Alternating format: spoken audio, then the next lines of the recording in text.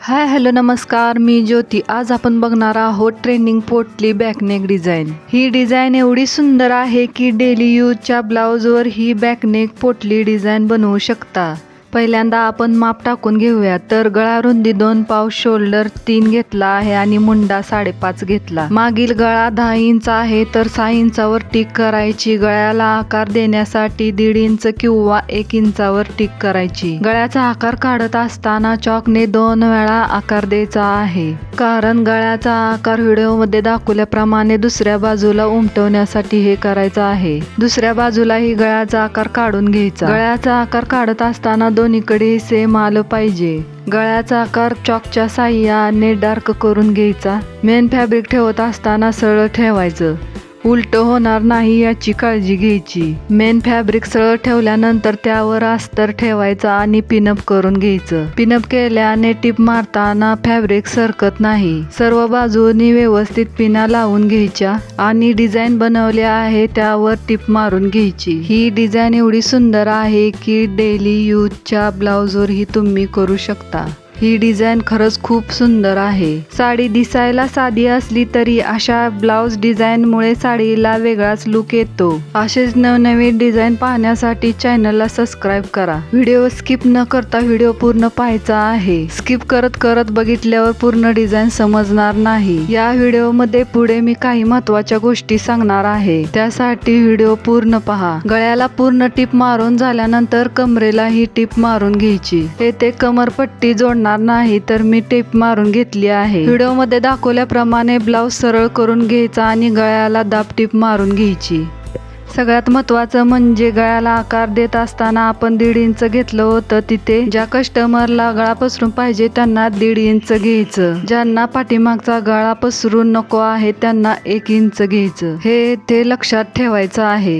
गळ्याला दाब टिप मारून झाल्यानंतर कमरेलाही दाब टिप मारून घ्यायची. अशा पद्धतीने कमरेला टिप मारल्यानंतर कमरपट्टी जोडायची गरज नाही आणि वेळही वाचतो. मी येथे लॉंग गळा घेतला आहे त्यामुळे गळा रुंदी 2 पाव घेतली. लॉंग गळ्यासाठी गळा रुंदी 2 पाव घ्यायची आहे.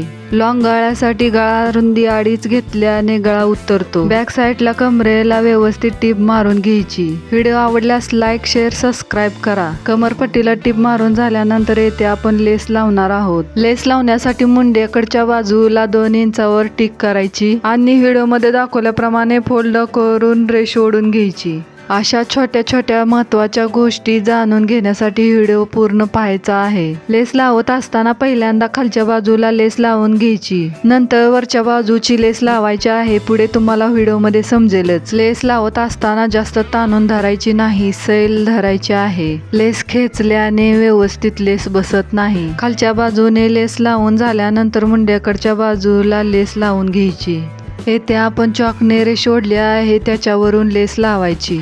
लेस लावत असताना नेहमी लेसच्या कडेकडेने 2 टिपा मारायच्या आहेत. 2 टिपा मारल्याने लेस फिनिशिंग मध्ये बसते. लावलेली लेस दिसायलाही सुंदर दिसते. दोन्हीकडच्या बाजूने सेम त्याच पद्धतीने लेस लावायची आहे. मुंड्याकडच्या दोन्ही बाजूने लेस लावत असताना समान आली पाहिजे याची काळजी घ्यायची. अशी डिझाईन काठपदर साडीवरही करू शकता. लेस लावली आहे तिथे साडीच्या काठाची डिझाईन करून लावू शकता. गळ्याला पूर्ण लेस लावून झाल्यानंतर खालच्या साईडला पोटली बटन लावणार आहोत. पोटली लावत असताना थर्माकोलचे बॉल वापरायचे नाही, ते धुतल्यानंतर चेंबतात. अस्तरच्या फॅब्रिकचे बॉल तयार करायचे. बॉल तयार करत असताना चौकोनी कपडा कट करून घ्यायचा. फॅब्रिक कट करत असताना सेमच कट करायचा आहे.